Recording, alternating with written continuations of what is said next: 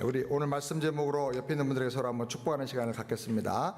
참 행복한 사람이 되시기 바랍니다. 한번 해보실까요? 참 행복한 사람이 되시기 바랍니다. 여러분은 행복하십니까?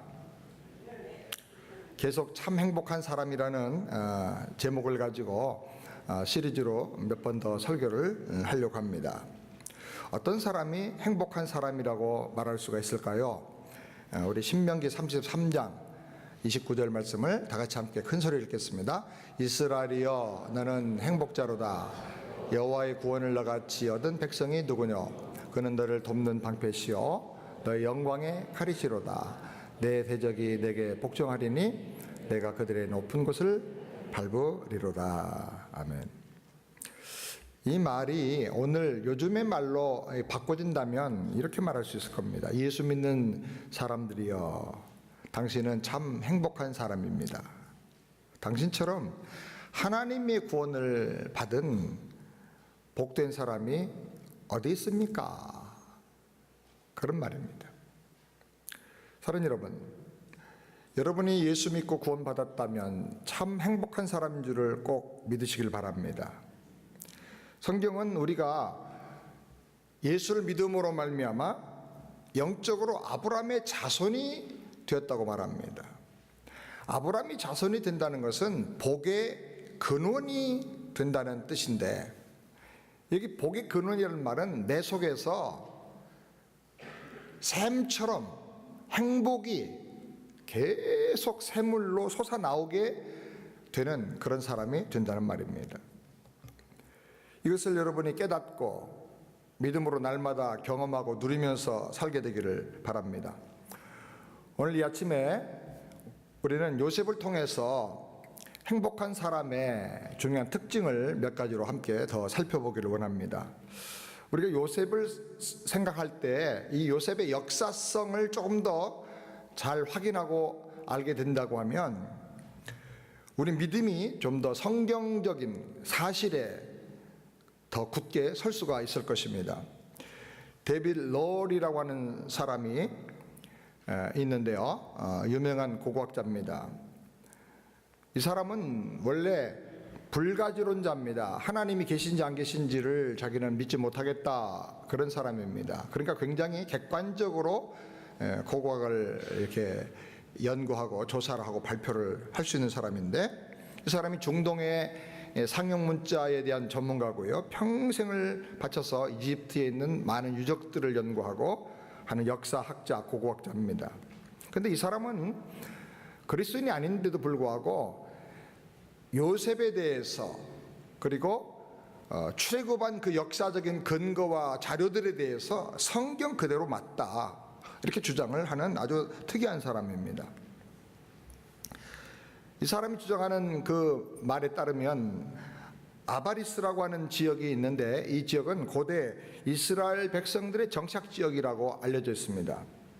여기서 이집트 궁전 스타일로 지어진 큰 저택을 발굴을 했습니다. 그런데 그 구조와 규모와 스타일을 볼 때 애굽의 총리 정도의 아주 높은 위치에 있던 사람의 집이라고 합니다. 그 집 뒤에는 12개의 무덤이 그 집 뒤 뜰에서 나왔습니다. 그리고 그 위에는 저기 채플이 이렇게 지어져 있는데, 그 채플에는 12개의 기둥이 설치가 되어 있습니다. 이 12라고 하는 것은 이스라엘 12지파, 12무덤은 12아들 족장들을 말하죠. 그리고 그 궁전 저 위에 보면 피라미드 같은 무덤이 있는데요, 그 무덤 안에 저렇게 석상이 있습니다. 그 당시에는 바로 왕이나 왕비만 피라미드에 무덤을 만들 수가 있었습니다. 그러니까 이 집에 살았던 주인은 왕이 인정해주는 피라미드에 묻힐 수 있는 그런 굉장한 특권과 권한을 가졌던 사람이었다 하는 것을 알 수가 있는데, 이 사람의 모습이 석상으로 되어 있고 저기도 자료들이 남아 있는데, 이 사람의 머리는 이집트 사람이 아니고 붉은색 버섯 머리를 하고 있었고, 버섯같이 이렇게 뚜껑 덮은 같은 그런 머리를 하고 있었고, 피부 색깔은 노란색이었고, 또 부메랑처럼 던지면 다시 날아 돌아오는 그런 지팡이 같은 것을 가지고 있었고, 채색 옷 줄무늬 옷을 입고 있었다 하는 것입니다. 이 채색 옷은 성경을 보면 요셉의 옷입니다. 요셉이 주로 입었던 옷입니다.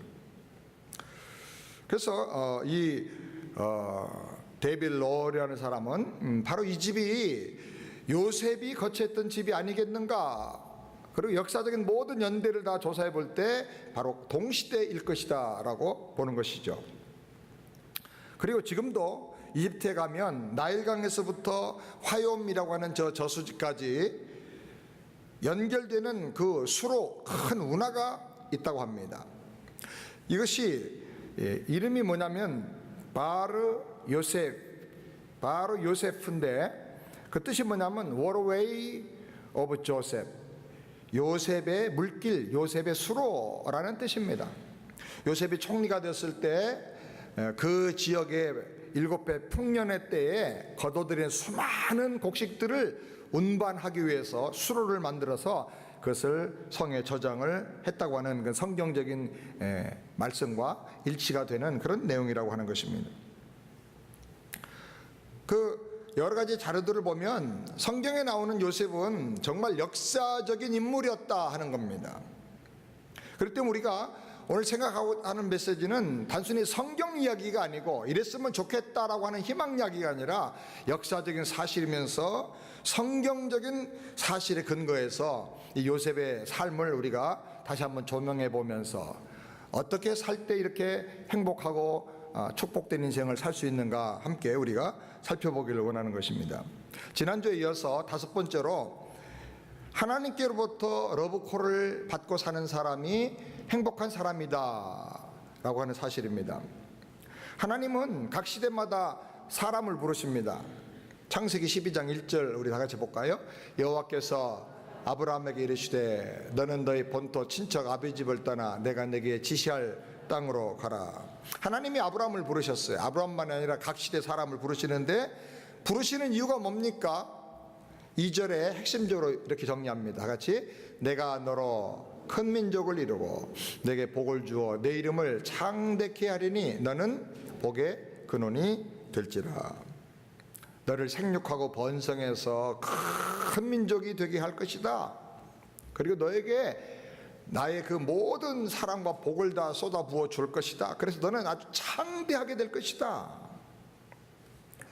하나님께서 그 복을 주셔서 그 복이 그 심령에서부터 마음에서부터 그 사람의 삶 전체에 샘처럼 흘러나는 사람이 되도록 하기 위해서 하나님이 부르신다는 거예요.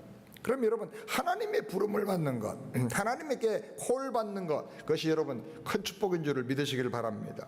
그럼 하나님께서 우리를 부르시는 그 콜링 방법이 뭔가? 로마서 10장 15절을 다 같이 읽겠습니다. 보내심을 받지 아니했으면 어찌 전파리요? 기록된 바 아름답도다. 좋은 소식을 전한 자들의 발이여 함과 같으니라. 좋은 소식, 복음의 소식, 하나님의 복음의 말씀을 듣는 그것이 하나님의 콜링을 받는 방법이라고 하는 것입니다. 하나님이 그 사람을 부르라, 그 사람을 축복으로 초청해라. 그래서 전도자를 보내시고 전도자가 가서 복음의 말씀을 그 사람에게 전해준다는 것입니다. 여러분, 우리가 복음을 전한다는 것은 단순히 교회 나오십시오 하는 게 아닙니다. 하나님의 행복과 하나님의 축복과 하나님의 사랑으로 그 사람이 초청되는 순간인 것을 여러분 믿으시길 바랍니다. 어떤 분은 새안교회에서 신앙생활하면서 여러 사람들에게 그림 1:1 전도를 받습니다. 혹시 이 그림 보셨습니까? 혹시 이 소식을 알고 계십니까? 하고 전도를 받습니다. 그래서 어떤 분은 그런 얘기도 한다고 그래요. 내가 좀 이상하게 보이세요? 왜 자꾸 나한테만 그러세요? 보니까 3번, 4번 여러 사람한테 복음을 듣는 거예요. 여러분, 그것은 이상한 일이 아닙니다. 하나님의 행복과 사랑으로 지금 하나님께서 초청장을 주고 계시는 거예요. 거듭거듭 또 초청하고 또 초청하고 축복된 초청을 주시는 것입니다. 본래 사람을 창조하신 하나님의 오리지널 디자인은 우리가 생육하고 생명이 건강하게 성장하고 그 다음에 번성해서 이 땅에 충만해지는 것입니다. 그리고 땅의 모든 문제와 어려움이 생기면 다 정복하고 해결하고 다스려서 하나님처럼 왕같은 존재로 천국의 주인공으로 살도록 하는 것이 하나님의 오리지널 디자인인 것입니다. 그런데 인간이 죄를 범하고 타락해서 하나님께 순종하지 못하고 마귀에게 순종하고 마귀를 따라가고 죄를 따라감으로 말미암아 하나님과 단절되고 끊어져 버리고 만 것입니다. 그래서 마귀의 종이 되고 기쁨 대신에 슬픔이 찾아오고 번성 대신에 저주와 고통이 찾아오게 되었고 영생 대신에 죽음과 심판이 찾아오게 된 것입니다. 한 번 죽는 것은 사람에게 정해진 것이고 그 외에는 심판이 있다고 했는데 아무도 이 죽음을 피할 사람도 없고 거부할 사람도 없는 것입니다. 그런데 하나님께서는 우리를 사랑하시고 불쌍히 여기셔서 이 하나님의 오리지널 디자인의 축복을 다시 회복시켜 주시기를 원하는 겁니다. 그래서 우리가 죄 가운데 저주 가운데 이 세상의 물질에 매여서 신기루만 바라보고 살다가 영원히 멸망당하지 않고 다시 하나님의 구원으로 하나님의 오리지널 디자인을 회복하고 초청받아서 영생의 주인공이 되라는 것입니다. 천국의 주인공이 되라는 것입니다. 이것이 바로 하나님의 구원이고 이것이 하나님의 소원이고 하나님의 비전이고 하나님의 뜻인 것입니다. 하나님께서는 이 일을 요셉에게 꿈으로 나타내 보여주신 것입니다. 너는 내가 주는 구원을 믿음으로 네가 먼저 받아 누리고 이 구원의 소식과 구원의 능력을 모든 사람들에게 다 나타내는 그런 인생을 살아라. 요셉이 하나님의 구원의 디자인과 계획과 뜻을 꿈속에서 자기가 발견하고 아버지로부터 들었던 그 모든 하나님의 구원에 대한 계획에 대해서 다시 한번 확인하고 그리고 그 하나님의 뜻을 자기 믿음으로 받아들이고 이것이 내 인생의 목표고 이것이 내 인생의 꿈이 되어야 되겠다. 그리고 날마다 그 꿈을 붙잡고 요셉이 산 것입니다. 하나님의 부르심과 하나님의 콜링에 대해서 믿음으로 전인격적으로 응답을 하고 사모하는 가운데 그것을 자기 꿈으로 붙잡고 산 것입니다. 행복한 사람이 어떤 사람입니까? 꿈이 있는 사람입니다.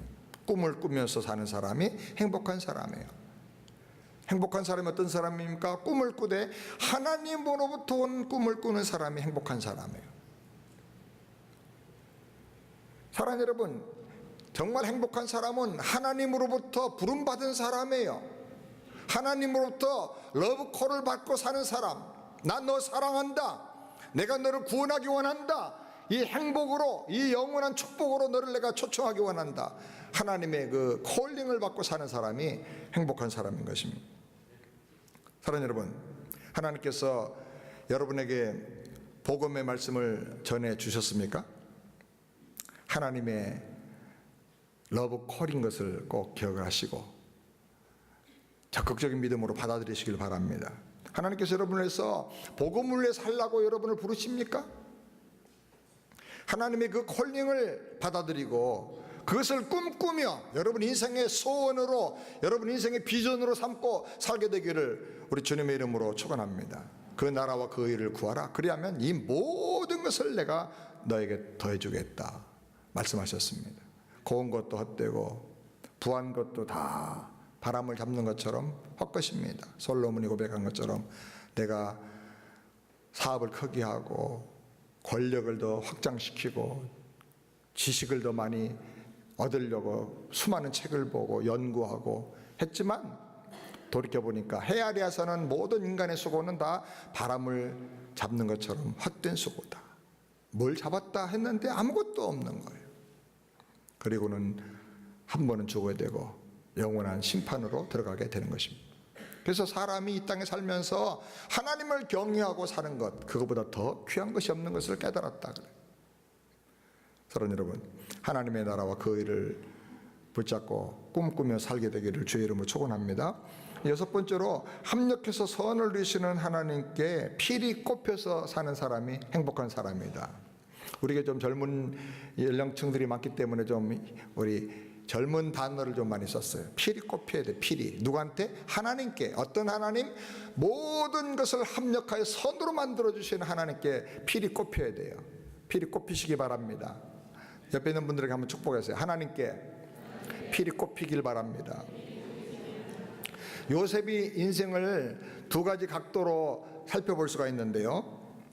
인간적으로 본다면 그는 되는 일이 없는 사람이에요. 계속 고통의 계곡으로 점점 더 힘든 자리로 내려갑니다.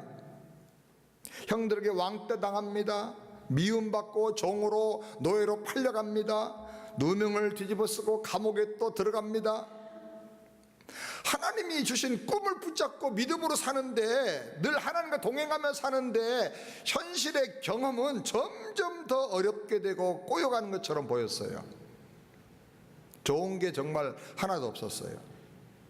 그런데 한번 잘 생각해 보세요. 정말 그런가? 여러분, 만약에 100마일을 돌아서 올라가야 되는 정상이 있는데, 그런데 조금 더 밑으로 내려가면 그 계곡 바닥에 그 정상까지 그냥 한꺼번에 올라갈 수 있는 수직 초고속 상승하는 엘리베이터가 있다고 한번 해보십시오. 그러면 여러분 꼬불꼬불 계속 올라가는 게 좋은 길입니까? 아니면 내려갔다가 그냥 초고속 엘리베이터 타고 올라가는 게 좋은 겁니까? 요셉이 바로 앞으로 갑니다. 하나님 주신 꿈의 성취자로 우뚝 서게 됩니다. 요셉이 평생 무슨 일을 해도요, 바로 왕을 만날 수가 없어요. 바로 왕을 만나려면 바로의 측근 신하들 누군가를 만나서 그 사람의 추천을 받아야 겨우 왕 앞에 갈까 말까 해요. 근데 요셉의 신분으로는 바로 왕궁에 들어갈 수도 없어요. 그래서 하나님께서 왕의 죄수들만 가두어두는 감옥 속으로 요셉을 들어가게 하신 거예요. 그 감옥이 있는 보디발 장군의 집에 가야 되기 때문에 형들이 배반하게 하고 그 과정을 통해서 노예가 되어서 보디발 장군의 집으로 팔려가게 하신 거예요. 누가 하신 거예요? 하나님이 하신 거예요. 왜? 거기가 수직 상승해서 바로 왕 앞에 서는 길이고 총리가 되는 길이고 하나님 주신 꿈을 이루는 바로 그 지름길이기 때문에 그렇게 한 것입니다. 여러분, 하나님의 시각에서 본다면 요셉이 노예로 팔려가고 억울한 누명을 쓰고 감옥에 들어가고 고생하는 것, 이것이 직통 코스인 것을 여러분 믿으시길 바랍니다. 근데 인간이 생각할 때, 내가 느끼고 경험할 때는 좀 어려워요. 그럼 한번 생각해 보세요. 17살의 요셉이 꿈을 꿨습니다. 18살쯤에 노예로 애굽에 팔려갔습니다. 그리고 요셉이 총리가 될 때 나이가 몇 살이었냐면 성경에 보니까 30살이었다 그랬습니다. 그러니까 여러분 12년 동안 고생하고 연단받고 훈련받아서 총리가 됐어요. 세상에 어떤 방법으로 어떤 누가 12년 동안 교육시키고 훈련해서 한 나라 세계 최강대국 애굽의 총리로 만들 수가 있습니까? 우리로 하면요, 중학교 3학년 3년, 고등학교 때 3년, 그리고 대학교 4년, 석사과정 대학원 2년, 이 정도 마치고 나자마자 졸업하자마자 총리 되는 거 똑같은 거예요. 여러분, 그렇게 됩니까? 취직하기도 바빠요.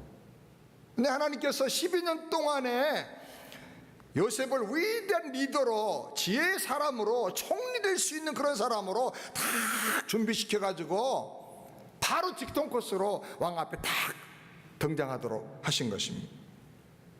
하나님은 실수가 없으신 완벽하신 하나님 것을 믿으시기 바랍니다. 하나님께서 내 길을 인도하고 계십니다. 여러분, 믿으시기 바랍니다. 그렇기 때문에 여러분이 느끼고 여러분이 경험하는 현실과 하나님의 인도하시는 그 핵심적인 목표가 때로는 다를 수 있다는 걸 알아야 돼요. 나는 이 길이 힘들다고 생각하고 나는 이 환경이 억울하다고 생각하지만은 거기 하나님의 계획이 있고 거기 하나님의 지름길이 있다는 것을 여러분 꼭 믿으시기를 바랍니다. 하나님 모든 것을 합력해서 유익이 되게 만드시고 선이 되게 만드시는 하나님의 아멘. 우리가 성경을 좀 더 자세히 한번 보십시다. 39장 2절 말씀 다 같이 읽겠습니다. 여호와께서 요셉과 함께 하심으로 그가 형통한 자가 되어 요셉이 노예가 됐지만 여호와께서 함께 하셨다 그랬어요. 여러분, 내가 어떤 사람이 되고 무슨 일을 하고 얼마나 어려움 당하느냐 보다 더 중요한 핵심이 뭐냐면 하나님이 나와 함께 하시는가, 그걸 꼭 붙잡으셔야 돼요. 그 다음에 3절 보겠습니다. 그 주인이 여호와께서 그와 함께 하심을 보며 여호와께서 그의 범사에 형통케 하심을 보았더라. 계속 강조하는 게 뭐예요? 하나님이 함께 하시는 걸 봤다는 거예요. 5절에도 보겠습니다. 다시 그가 요셉에게 자기 집과 그 모든 소유물을 주관하게 한 때부터 여호와께서 요셉을 위하여 그 애굽 사람의 집에 복을 내리심으로 하나님이 함께 하시고 규모가 작지만 환경은 나쁘지만 하나님과 함께 동행할 때 하나님 주시는 은혜가 있고 형통하는 증거가 나타난다는 거예요. 여러분, 이렇게 하나하나 준비를 하나님이 해주시는 거예요. 아멘. 그런데 요셉은 감옥에 가게 됩니다. 누명을 쓰고 억울하게 옥에 갇혔습니다. 환경이 더 나빠졌습니다. 몸에는 더 고통스러운 일들이 찾아왔습니다. 그런데 중요한 것은 그럼에도 불구하고 변하지 않는 게 있다는 거예요. 21절 말씀 다 같이 함께 읽겠습니다. 여호와께서 요셉과 함께 하시고 그에게 인자를 더하사. 감옥에 있는데도 안 변하는 거 있어요. 뭐가 안 변해요? 하나님이 함께 하시는 거. 이거 안 변했다 그 말이에요. 23절 말씀 다 같이 보겠습니다. 전옥은 그의 손에 맡긴 것을 무엇이든지 돌아보지 아니했으니 이는 여호와께서 요셉과 함께 하심이라. 여호와께서 그의 범사에 형통케 하셨더라. 환경은 감옥입니다. 제일 나쁜 상황입니다. 그럼에도 불구하고 하나님이 함께 하시는 증거가 점점 그 안에서도 나타난다는 거예요. 아멘. 이게 징조예요. 이게 징조. 이게 중요한 거예요. 저는 이런 말씀들을 읽을 때 정말 신이 나고요, 얼마나 재밌는지 몰라요. 그 하나님이 내 하나님이에요. 그 하나님이 내 인생 속에 그렇게 역사하고 계세요. 아멘. 이 말씀으로, 이 믿음으로 여러분 가슴에 피리 팍 꼽혀야 되는 거예요. 아, 합력하여 선을 이루신 하나님이 내 하나님이구나. 탁 가슴에 꼽혀야 되는 거예요. 그래서 요셉이 신앙으로 고백합니다. 9절 말씀 다 같이 함께 읽겠습니다. 내가 어찌 큰 악을 행하여 하나님께 득지하리까. 환경은 바꿔지고 내가 경험하는 모든 상황들은 달라져도 안 변하는 게 있는데 하나님이 나와 함께 하시고 합력하여 선을 이루신 하나님이 나를 형통케 하시고 나를 만들어 가신다는 거예요. 이걸 믿기 때문에 요셉이 고백하는 거예요. 아무리 당신이 유혹하고 아무리 당신이 뭐 좋은 쾌락이나 별걸 다 가지고 나를 유혹한다 할지라도 나는 하나님 앞에 죄 지을 수 없다는 거예요. 단호하게 거절해 버리는 거예요.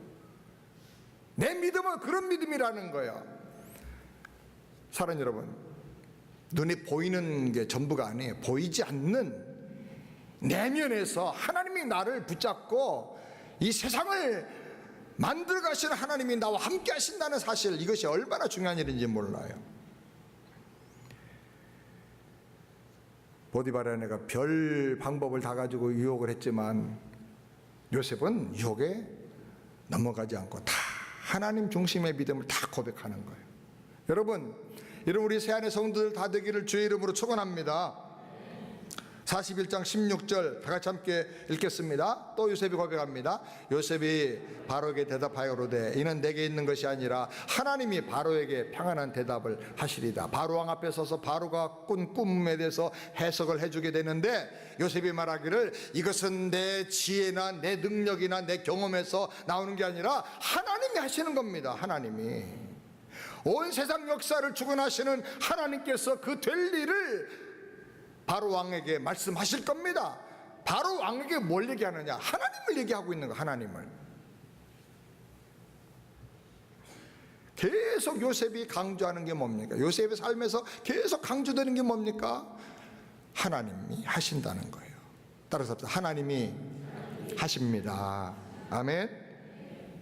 45장 7절 말씀 다 같이 함께 읽겠습니다. 하나님이 그 큰 구원으로 당신들의 생명을 보존하고 당신들의 후손을 세상에 두시려고 나를 당신들 앞서 보내셨나이다. 요셉이 형들에게 말합니다. 형들이 나를 팔았지만은 걱정하지 마십시오. 하나님께서 이 큰 구원을 이루게 하려고 당신들의 생명을 보존하고 이 주변의 많은 사람들을 구원하고 하나님의 살아계심을 드러내려고 나를 당신들 앞서서 보내신 겁니다. 파는 것은 당신들이 잘못한 거지만은 그러나 그걸 통해서 그 악한 일을 통해서도 하나님은 나를 합력하여 선이 되도록 이렇게 이끌어 주셨습니다. 8절 말씀 다 같이 보겠습니다. 그런즉 나를 이리로 보낸 자는 당신들이 아니요 하나님이시라. 하나님이 너로 바로의 아비를 삼으시며 온 집의 주를 삼으시며 애굽 온 땅의 치리자를 삼으셨나이다. 형들이 나를 애굽으로 팔았지만 결국은 하나님의 뜻을 이루기 위해서 하나님께서 직접 하신 일이라는 확실한 믿음이 요셉에게 있었던 것입니다. 이런 믿음을 가진 사람, 이런 생각과 사상을 가지고 사는 사람을 딱 보고 나서 바로 왕, 애굽의 왕이 이렇게 평가를 해요. 41장 38절 다 같이 읽겠습니다. 바로가 신하들에게 이르되 이와 같이 하나님의 신에 감동한 사람을 우리가 어찌 얻을 수 있겠느냐. 이런 사람이 어디 있느냐는 거죠. 모든 상황과 환경을 하나님 중심의 믿음으로 딱 꿰뚫고 있는 이런 사람, 하나님이 함께 하시는 이런 사람을 우리가 어디서 찾을 수 있겠느냐는 거예요. 사랑하는 여러분, 믿으시기 바랍니다. 하나님께서는 그 뜻을 이루기 위해서 모든 것을 주관하고 계시는데 하나님의 구원의 계획을 이루게 하기 위해서 그 계획을 위해서 우리를 사용하시기 위해서 모든 것을 합력하여 손에 두게 하시는 하나님 것을 믿으시기 바랍니다. 그렇기 때문에 두려울 게 없고 걱정할 게 없는 것입니다. 믿음으로 하나님을 바라보고 최선을 다하면 하나님 반드시 그 계획을 이루시는 것을 믿으시기 바랍니다. 우리가 성경을 잘 보면요, 요셉에게 없는 거 하나 있어요. 뭡니까? 원망했다는 흔적이 없어요. 분노했다는 흔적이 없어요. 절망했다는 그런 흔적이 없어요. 물론 그런 마음이 왜 없었겠어요. 그러나 그런 마음을 덮고도 남을 만큼, 그런 마음을 다 승화시킬 만큼 더 엄청난 믿음이 그 가슴에 팍 꼽혀 있었는데 뭡니까? 합력해서 선을 이루신 하나님이 나와 함께 하신다. 아멘. 그러니 무슨 일을 만나도 나는 행복하고, 무슨 일을 만나도 나는 걱정할 게 없고, 무슨 일을 만나도 나는 희망적인 삶을 살 수 있다는 것입니다. 여러분, 이런 삶을 살게 되기를 주의 이름으로 축원합니다. 어떤 목사님이 저한테 유머 스토리를 하나 보내왔어요. 늘 보내주신 그분이 시체실에 3명의 시체가 들어왔답니다. 그런데 시체 모두가 다 이를 막 보이면서 웃고 죽었습니다. 그 시체를 검시하는 검시관에 물었습니다. 아니, 시체들이 왜 모두 다 웃는 겁니까? 그러자 시체실을 관리하는 사람이 첫 번째 시체는 10억 원짜리 복권에 당첨되자마자 심장마비로 죽은 사람이랍니다. 그래서 웃다가 죽었습니다. 그래요? 그럼 두 번째는요, 심장마비인데요, 자기 아들이 1등 했다고 충격을 받아 죽은 사람입니다. 검시관이 또 물었습니다. 그러면 세 번째는 왜 이렇게 웃으며 죽었습니까? 이 셋째 사람은 벼락을 맞았답니다. 벼락 맞았는데 왜 웃고 죽지요? 그래서 시체실 관리 직원이 대답하기를 번쩍 할 때 자기 사진 찍느라고 웃었다네요. 웃기는 얘기입니다만 벼락을 맞아도 웃고 죽는 사람이 있다, 그런 얘기구나. 여러분, 전능하신 하나님께서 여러분과 함께 하시는데 뭐가 이렇게 걱정이 많아요? 뭐 이렇게 우울한 게 많아요? 뭘 염려하십니까? 하나님께 맡기고 믿음대로 살기를 주의 이름으로 축원합니다. 담대하게 맡기고 살기를 바랍니다. 마지막 7번째로, 어디서 무슨 일을 하든지 예수님을 나타내며 사는 증인이 행복한 사람입니다. 요셉이 왜 행복한 인생을 살았는가? 그 핵심적인 이유는 요셉은 하나님의 구원을 보여주고 앞으로 오실 메시아 예수님을 보여주는 예표적인 삶을 살았어요. 예수님을 보여주는 예표적인 삶을 살기 때문에 하나님께서 그 삶의 내용을 구원의 감격과 하나님의 축복으로 가득가득 채워줄 수밖에 없는 거예요. 요셉은 오실 메시아를 보여주면서 산 예수님의 예표적인 인생입니다. 7가지로 제가 추려봤는데, 먼저 요셉이 하나님의 뜻을 기쁨으로 받아들이고 자기 꿈으로 삼고 순종을 합니다. 예수님도 온 인류를 구원하시려고 하는 하나님의 작정과 하나님의 뜻에 자원함으로 순종하시고 하나님의 영광을, 하나님과 동등된 그 모든 것을 다 버리시고 이 땅에 죄인의 모습으로 마구간에 찾아오셨습니다. 두 번째로 요셉이 형들에게 하나님께서 주신 꿈을 계속 말하는 거예요. 형들이 싫어하는데도, 핍박하는데도 불구하고 계속 하나님 주신 계획과 하나님의 뜻과 꿈에 대해서 계속 말합니다. 마찬가지로 예수님도 이 땅에 오셔서 두루 다니시면서, 모든 동네를 다니시면서 복음을 전하면서 하나님 나라 비밀에 대해서 계속 가르쳐 주셨습니다. 세 번째로 요셉이 형제들에게 배신을 당해서 팔려가서 죽도록 노예로 고생을 합니다. 예수님께서도 사랑 제자인 유다에게 배신을 당해서 은 30냥에 팔려가서 고초를 당하셨습니다. 네 번째로 요셉은 시험을 받았지만 범죄하지 않고 이겼습니다. 우리 예수님도 시험을 당하셨지만 죄를 범하지 않고 마귀를 물리치셨습니다. 다섯 번째로 요셉이 죄인으로 누명을 쓰고 감옥에 들어가서 큰 고난을 당했습니다. 예수님도 우리 모든 죄를 다 담당하고, 그분은 의인이신데도 불구하고 우리 죄를 담당하고 죄인처럼 옥에 갇혀서 채찍에 맞으시면서 고문을 당하셨습니다. 요셉은 죽은 줄 알았는데 살아나서 총리가 되었습니다. 예수님도 십자가에서 죽으시고 그 복음이 다 끝난 줄 알았는데 3일 만에 다시 부활하셔서 죽어도 사는 영원한 생명을 우리에게 주셨습니다. 일곱 번째로 요셉이 총리로 높여진 후에 하나님의 구원을 말하고 하나님의 구원을 실현했습니다. 예수님도 부활하신 후에 땅끝까지로 내 증인이 되라 말씀하시고 성령을 우리에게 보내주셔서 이 하나님의 구원을 우리 각 사람에게 적용시켜 주시고 딜리버리해 주시는 것입니다. 이렇게 다양한 면에서 요셉은 장차 오실 메시아 예수님을 예표적으로 보여주는 하나의 그림자였습니다.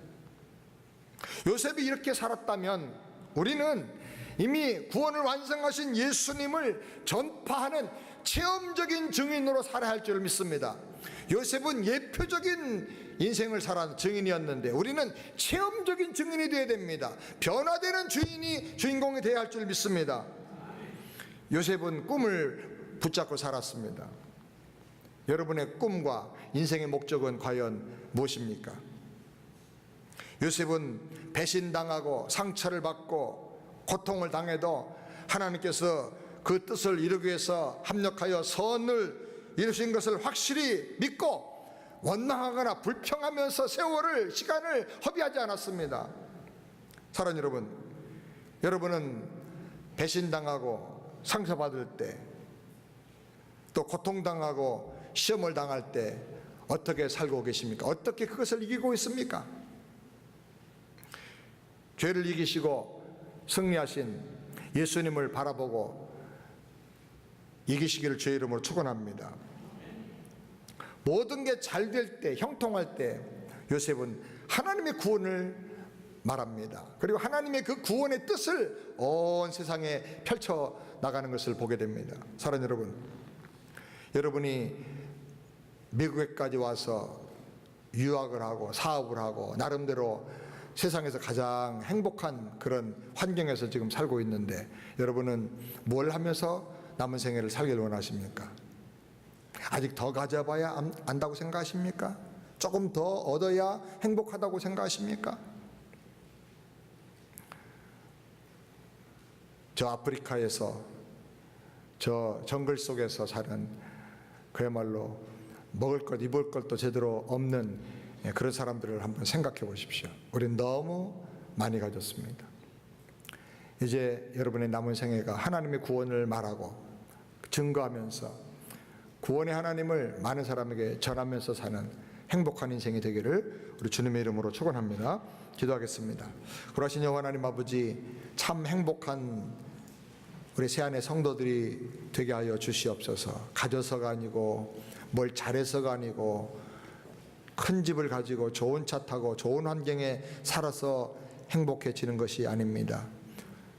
세계 최고의 부자인 워렌 버핏도 돈으로 행복을 살 수 없다고 얼마 전에 또다시 고백을 했는데, 주여, 정말 우리의 진정한 행복은 예수 그리스도 주님의 복음에 있는 것을 믿습니다. 복음을 믿고 복음을 누리고 복음을 체험하고 복음을 위해서 사는 사람이 참된 행복한 사람인 줄 믿습니다. 요셉이 그렇게 살았던 것처럼 우리도 예수님을 체험하고 복음을 체험하고 예수님을 증거하면서 사는 예수의 증인으로서의 행복을 누리며 살게 하여 주시옵소서.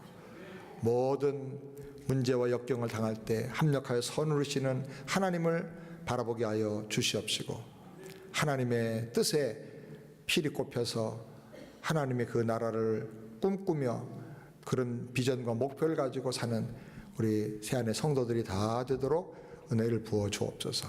예수님의 이름으로 기도드리옵나이다. 아멘.